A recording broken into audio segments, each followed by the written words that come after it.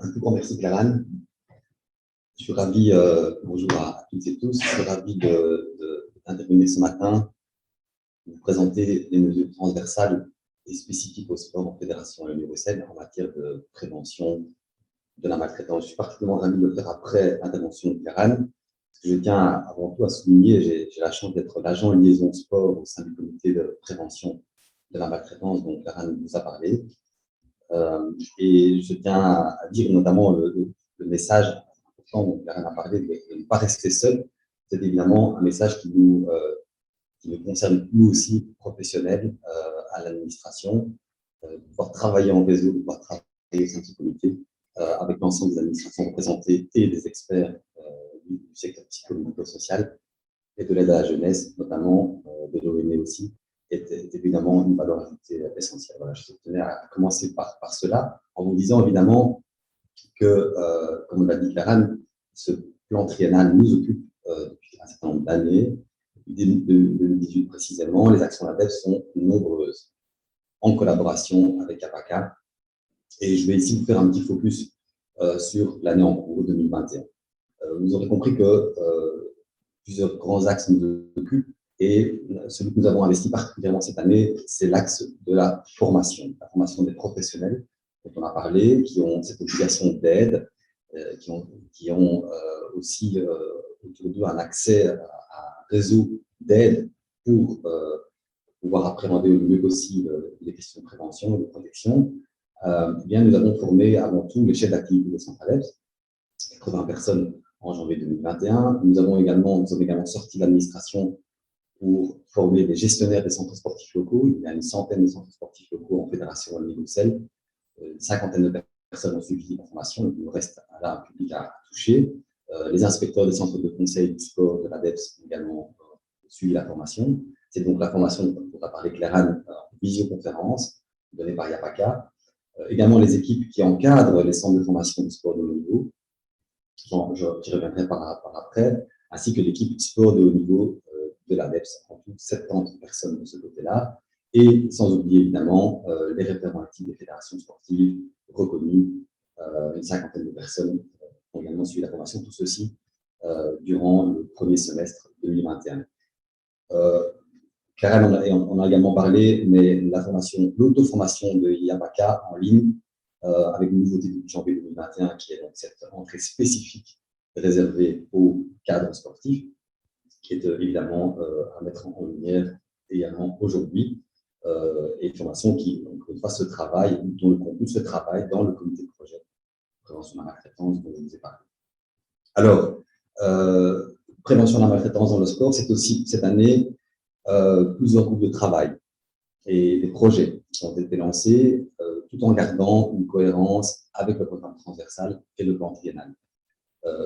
Juste avant de vous en parler en détail, je tenais à dire également par rapport à l'affiche dont a parlé tout à l'heure Clarane, que cette action-là a aussi été importante pour nous, puisque nous l'avons diffusée à 10 000 exemplaires dans le mouvement sportif.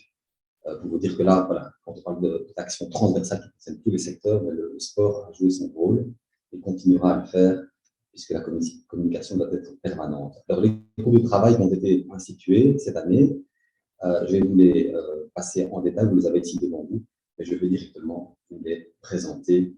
Il y a également 3 projets dont je vais vous parler par la suite. Donc, le premier groupe de travail que nous avons institué, c'est prévention de la maltraitance dans les centres de formation sport de haut niveau.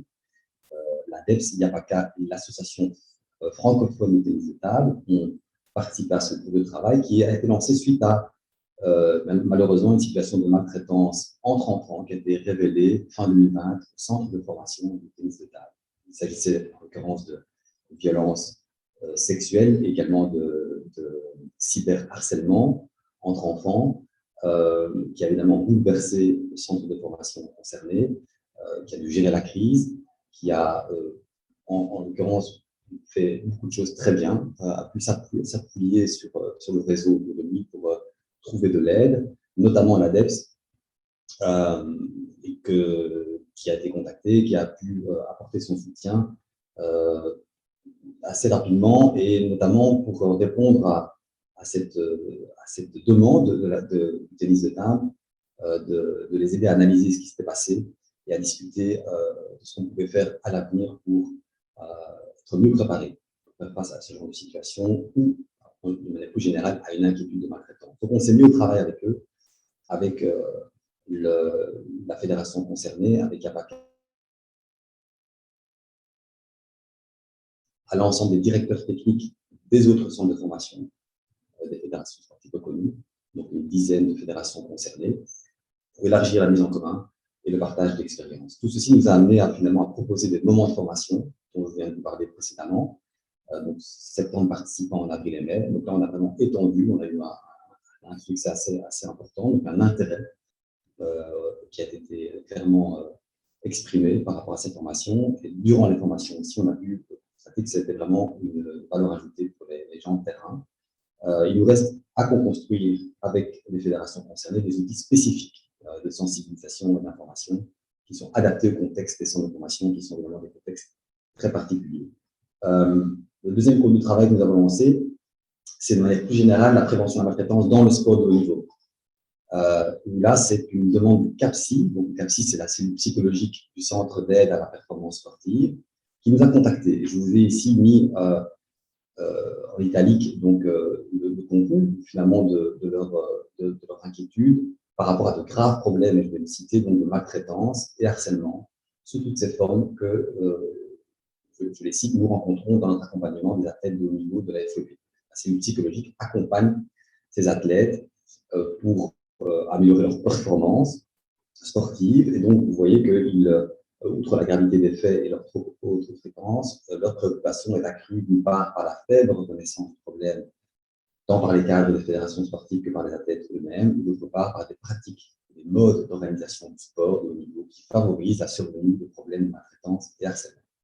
Et en tant que cellule d'aide psychologique à la performance sportive, soutenue par l'ADEPS, ils souhaitent vivement apporter leur contribution pour remédier à ces problèmes plus qu'interpellants. Vous voyez que quand même le message est fort, on l'a entendu, on s'est mis au travail, nous avons eu 2 réunions d'échange avec la cellule CAPSI, et tout ceci nous a mis sur 4 pistes d'action concrètes que l'on va devoir évidemment travailler avec eux à l'avenir, qui sont d'une part d'adapter au sport de haut niveau les outils développés par YAPACA, d'inclure des modules spécifiques à la maltraitance dans les formations de base de l'ADEPS dispensées par le CAPSI, un module qui pourrait d'ailleurs être conçu en collaboration avec YAPACA, qui actuellement, comme je l'ai dit, se charge de la formation sur la prévention de la maltraitance, et de réfléchir évidemment au sein de l'ADEPS aux actions que nous pouvons mettre en place pour développer un cadre et des moyens structurels.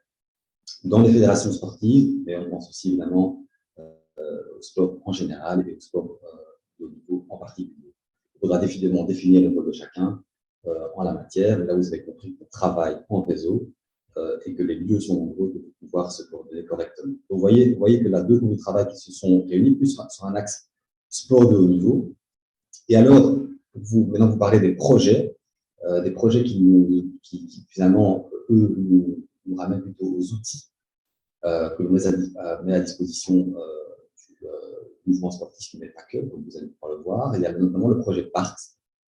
Le projet PARS, qui est l'acronyme pour des activités récréatives dans un cadre sûr, qui est un projet financé par la Commission européenne et qui est porté par l'ONG belge DEI, Défense des enfants internationale, en partenariat avec APACA, le délégué général aux droits de l'enfant, avec la collaboration de l'ADEPS et des représentants du secteur jeunesse, également de la ISF, que vous connaissez, de la fédération de gymnastique, d'un club sportif.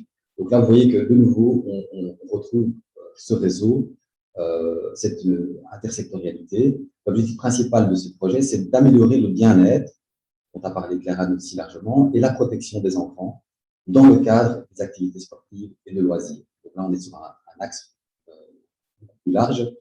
Dans le sport, on a également évidemment les maisons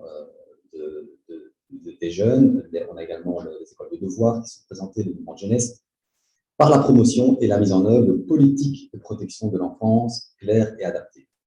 Alors, comment on y arrive? D'abord, il y a une campagne de communication qui est en cours et qui a été préparée par l'ensemble des acteurs dont je vous ai parlé, pour le grand public, parents, enfants aussi, et vers les professionnels. Pour ça, il y a 2 sites internet que je vous conseille d'aller visiter. qui ramène sur le même endroit, c'est tu peux le dire.be, mais tu peux le dire.be, on en a parlé, c'est donner aussi la possibilité aux enfants de s'exprimer par rapport à leur vécu. Donc là, il y a des messages qui leur sont adressés. Il y a aussi charte de la bienveillance.be, on en a parlé aussi de la bienveillance, qui là s'adresse plus aux professionnels, qui encadrent les activités dont on a parlé et qui peuvent s'engager avec à ce moment-là signer cette charte et recevoir un certain nombre d'outils qui vont leur permettre de s'investir sur une politique de protection de l'enfance.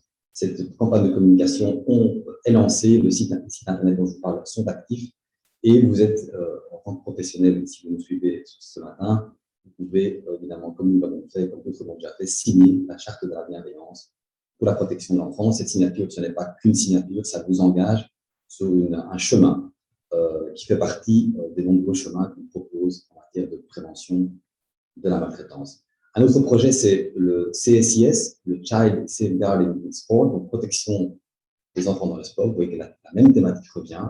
Là, c'est un projet qui est très intéressant aussi parce qu'il part du constat qu'en matière de protection de l'enfance, il existe beaucoup de connaissances et d'outils et de prestations aussi destinées au mouvement sportif, mais que dans bien des cas, il n'existe personne du côté du sport, on pourrait penser à d'autres structures aussi, pour se les approprier, ni les utiliser dans le cadre de politique globale de protection des mineurs. Alors, c'est le constat qui a été fait par le Conseil de l'Europe, qui porte le projet au niveau d'un certain nombre de pays qui participent, dont la Belgique et dont la Fédération Wallonie-Bruxelles.